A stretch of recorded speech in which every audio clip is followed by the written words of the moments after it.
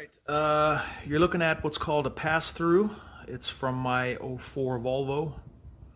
I had problems with air leaking down here. This is where the green and red hoses go into from the engine compartment side, tank A and tank B. I replaced these fittings, hoping that would take care of my leak.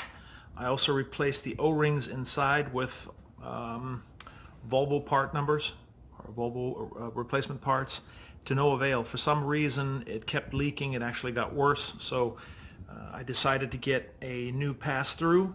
You can see that the holes are lined up differently than over here.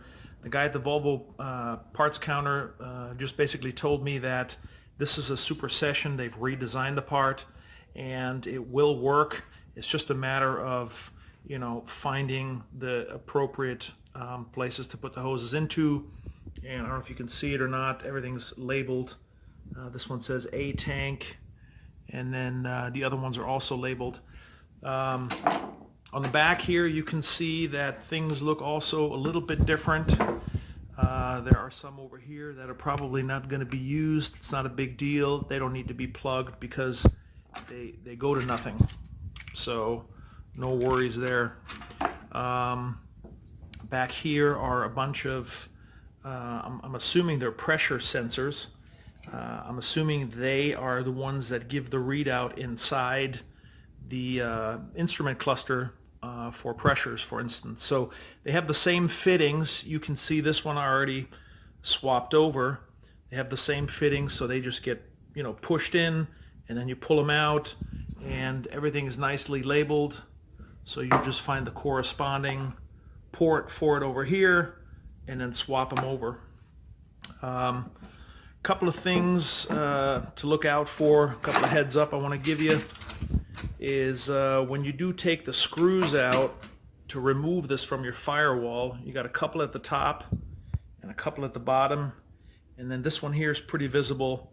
This one here is not. It took me a while to find that because you've got your big electrical plug here with wires that's still attached, so don't forget about that one. There's 6 total. Alright, so this is the new pass-through installed.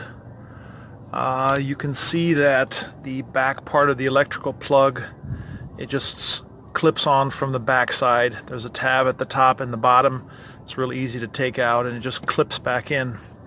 Another heads up I want to give you is this large connector that goes into it has, I don't know if you can see it or not, right back in here it has a screw that screws right into, right in the center there, right here.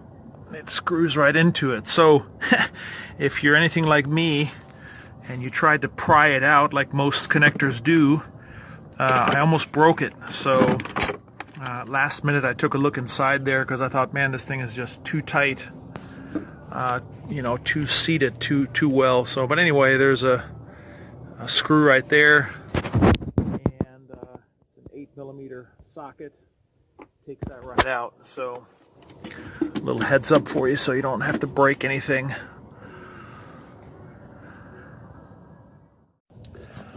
Alright, here's another heads up for you. It took me a minute to figure that out, but I did.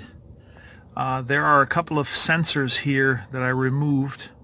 Actually, it would have been these two here. It's labeled BTD and ATD, and on the new one it's labeled actually F, what I assume is front brake and rear brake. So basically what I did to figure out where it went, from the front of the firewall, this would be the A tank, which is the red line, and you can see how that it follows a path up to here. And if you look on the inside, that would be what's labeled BTD. So I took this sensor.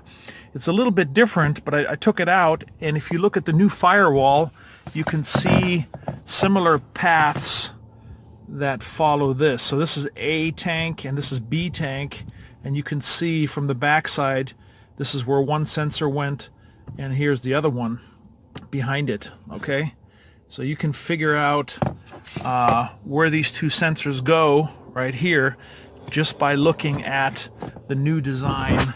And I don't know if you can see it or not, but it turns out to be these two here.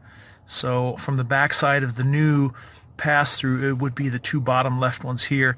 And like I said, it's pretty easy to figure out.